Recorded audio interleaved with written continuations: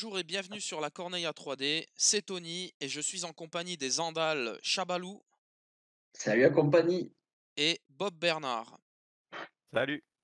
Et cette fois on se retrouve pour analyser la faction Baratheon dans sa version 2021. On poursuit notre série de podcasts. On va pouvoir commencer sans plus attendre sur le deck tactique pour cette première partie.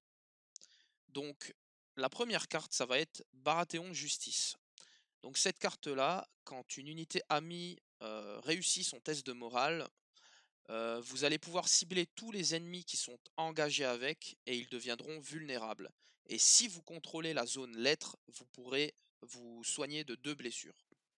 Alors du coup, ouais, bon, c'est une carte qui est pas mauvaise en soi, c'est juste que du coup, heu, elle est pas évidente parce qu'il faut déjà, bon, avoir la couronne l'enveloppe. Si on n'a pas l'enveloppe, je trouve que l'effet est très, très faiblard et voilà, c'est une carte qu'on a en main et qu'on se dit: «Bon, j'attends le bon moment pour la placer», c'est pas toujours évident.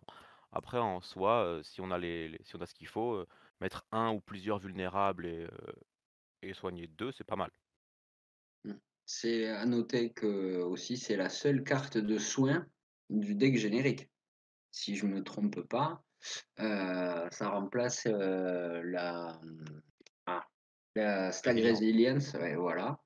Donc bon, effectivement, ouais, c'est une carte, un peu, qui va devenir situationnelle parce que son trigger, c'est quand même de passer un test de morale et il y a des factions qui ont la spécialisation de les faire rater les tests de morale. Donc c'est pas forcément évident à jouer, ouais. Mm, Pour une justice des Baratheons, elle a les bras un peu courts. exactement. On passe ensuite sur Stax Wit. Donc quand une unité amie va recevoir un token condition, vous pourrez enlever ce token. Vous pourrez cibler une unité si vous êtes engagé avec, et celle-ci gagnera à votre place, elle prendra en fait le token du même type. Par contre, si vous contrôlez la zone lettre, vous pourrez cibler à ce moment-là une autre unité ennemie à longue portée, et elles pourront aussi avoir le même token en fait. Oui, bah, ça c'est une carte qui était vraiment, vraiment pourrie, en 1.6 qui est devenue vraiment bonne parce que de base, une carte qui enlève un token, déjà en soi, il y a des moments où on est content de l'avoir. En plus, on le met à unité engagée et on a l'effet bonus que si on a l'enveloppe, c'est une autre unité qui va encore prendre un token. Quand on voit toutes les mécaniques de token qu'on peut avoir dans le deck, dans les unités, dans dans les commandants, notamment chez Stannis, qu'on verra plus tard, je trouve que c'est pas mal. C'est vraiment une bonne carte. Oui, oui, oui, oui, c'est plus une carte morte. Celle-là, elle est dans votre main, elle va pas vous gêner. Vous êtes content, de pouvoir virer, le token paniqué, le vulnérable ou l'affaibli si vous voulez jouer un peu plus offensif. En tout cas, le paniqué de début de game, il peut sortir, ouais, effectivement, c'est une carte qu'on peut jouer de suite, quoi. Alors, on peut attendre d'être engagé, mais en tout cas, c'est pas une carte morte comme au début où on attendait la fin du round pour la dégager pour piocher d'autres cartes. Voilà. C'est l'une des cartes qui permettent à la main Baratheon de s'alléger un peu. On n'a plus le sentiment qu'on a avant d'avoir des morceaux de pierre dans les mains et qu'il fallait attendre des situations particulières. Ça, c'est l'une des cartes qui permet de sentir que le jeu a respiré un peu. Mm. Ensuite, nous allons avoir Hours is the Fury, une carte qui a pas mal changé. Donc maintenant, avec cette carte, quand une unité amie fera une attaque de mêlée, avant de jeter votre jet d'attaque, vous allez choisir un effet, et pour chaque zone que vous allez contrôler parmi la couronne ou la lettre, vous allez vous ajouter encore un effet. Et ces effets, il y en a 3. Donc l'attaque gagnera +1 pour toucher, elle pourra gagner Thundering, et elle pourra gagner Vicious. Alors une très bonne carte puisque, potentiellement à 3 effets, plus un pour toucher Thundering Vicious, ça envoie du lourd. En plus le trigger est très bon, hein, c'est une attaque de mêlée, donc pas forcément une charge. Ça peut marcher en charge ou en étant déjà engagé, donc c'est vraiment pas mal. L'enveloppe, c'est une zone qu'on va avoir assez souvent quand même, qu'on va vouloir avoir. La couronne, c'est plus difficile, on le verra, c'est un peu plus difficile à rentabiliser, mais quand on a les 3 effets, c'est une vraiment très bonne carte. Pas mieux, pas mieux que Bob, si ce n'est qu'effectivement la carte a bien changé, par rapport à sa version précédente. Mais bon, c'est, la V2021, c'est la nouvelle façon de jouer les Baratheons et du coup, ils ont donné une carte qui octroie pas mal de bonus et par rapport à d'autres decks, c'est quand même une carte, assez forte, hein. Comme tu dis, hein, Bob, c'est une carte qui octroie pour son coût, enfin, sa ressource, c'est juste de la déclencher quand tu attaques et tu facilement des bons bonus, quoi. Plus 1 pour toucher quand on a pas mal d'unités qui touchent à 4. C'est déjà très intéressant. Sundering, ben voilà. Plus un, pénaliser l'armure de l'autre, c'est une bonne chose. Et puis vicieux, bon, si, ça aide aussi à franchir les seuils pour le test de panique et donc faire des wounds supplémentaires. Effectivement, très bonne carte. Ensuite, on va avoir Sustained Assault. Donc, cette carte-là, quand une unité amie effectuera une attaque avant de jeter votre lancer d'attaque, si cette unité elle démarre le tour engagé avec le défenseur, vous allez pouvoir jeter votre plus haute valeur de dés. Et si le défenseur a plus de rangs restants que vous, il va devenir vulnérable à ce moment-là. Oui, alors, une carte qui remplace, Hold the Line, hein, on voit globalement c'est un peu le même concept. Heu, Elle a quand même perdu. Je trouve qu'elle demande beaucoup de conditions pour être vraiment rentabilisée et OK, dans la logique où, on va encaisser différentes attaques et taper fort après, pourquoi pas, mais je ressens plus ce côté-là en Baratheon, donc cette carte me paraît pas forcément géniale, donc voilà, moi j'aime pas trop, mais voilà, c'est un choix perso. Et puis, elle est en conflit direct avec la carte précédente. C'est le même trigger. Donc si on a les deux en main, laquelle on joue, quoi. Et moi, j'aurais aimé, pour le coup, que ce soit, dans cette carte, une capacité à relancer les jets d'attaque. Parce que bon, relancer, utiliser son plus haut niveau de dés, c'est une bonne chose. Éventuellement mettre du vulnérable, c'est pas mal, mais relancer, ça aurait fiabilisé les attaques des unités. Mais effectivement, après, c'est une carte qui rentre directement en conflit avec Arosis Fury et à choisir, je préférerais utiliser la 1re citée. Mm. On va avoir ensuite la Baratheon Conviction.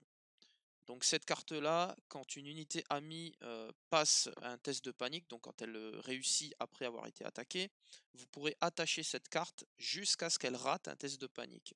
Quand cette carte est attachée, vous allez compter comme ayant un rang supplémentaire pour votre valeur d'attaque. Et si vous contrôlez la couronne, vous pourrez relancer vos jets d'attaque.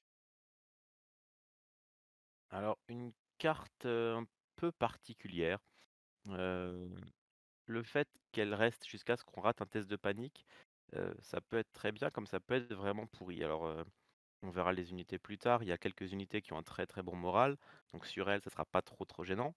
Sur des unités un peu plus génériques, bon, peut-être un peu moins bien, même si globalement, en Baratheon, il y aura un bon moral. Et puis comme on l'a dit, si, on va affronter par exemple un Lannister qui va donner plein de malus, bah, c'est une carte qui sert pas à grand chose. Mais sinon, voilà, c'est sympa et là au moins il y a une relance même s'il faut la couronne. Mmh. Mais c'est une carte qui se déclenche sur un test de panique après avoir été attaqué. C'est-à-dire que d'autres effets qui provoquent des tests de panique, tu peux pas la jouer cette carte. Hem, alors, elle est ouais, je suis pas très, elle apporte quelques petits bonus, mais effectivement, je la trouve moins stable que la version d'avant. Mais bon, je vais pas passer mon temps à dire c'était mieux avant parce que sinon ça ça va être le cas plusieurs fois. Mais bon, oui, pas grand fan, moi pas grand fan de celle-là. Mm. Moi, je vais juste ajouter que je lui trouve un certain intérêt sur des archers bien énervés qu'on va voir tout à l'heure, étant donné que c'est pas de la mêlée, donc c'est n'importe quelle attaque, donc ça sera valable au tir. Bon, après, il faudra subir une attaque et un test de panique.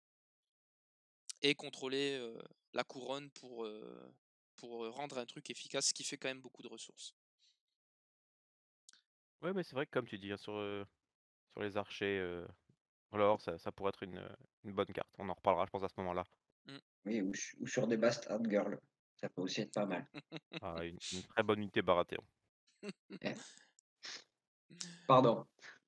On va poursuivre avec Final Strike. Donc, après qu'un ennemi ait terminé une attaque sur une de vos unités, pour chaque blessure que votre unité de défenseur aura subi de cette attaque, l'ennemi qui sera engagé subira une touche.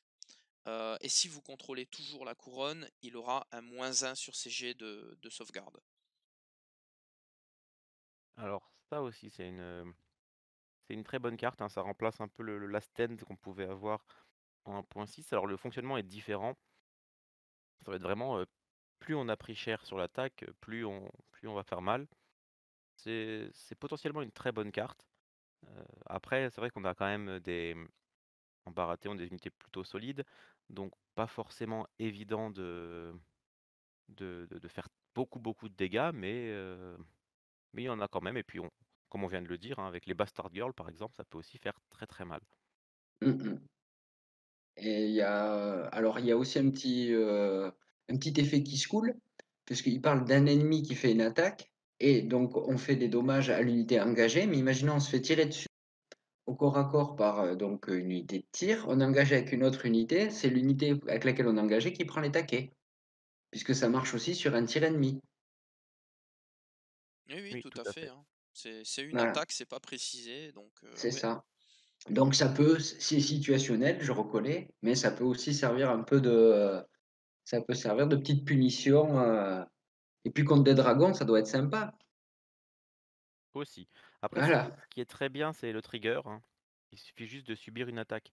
voilà. Donc au pire des cas, on n'a pas pris beaucoup de wounds, mais on veut quand même la jouer, on peut pour s'en débarrasser, si vraiment on a besoin. Mais voilà, on peut avoir pris une grosse attaque, avoir survécu, ce qui n'était pas le cas avec l'Asten. L'Asten, on devait mourir, donc Mmh OK, mh.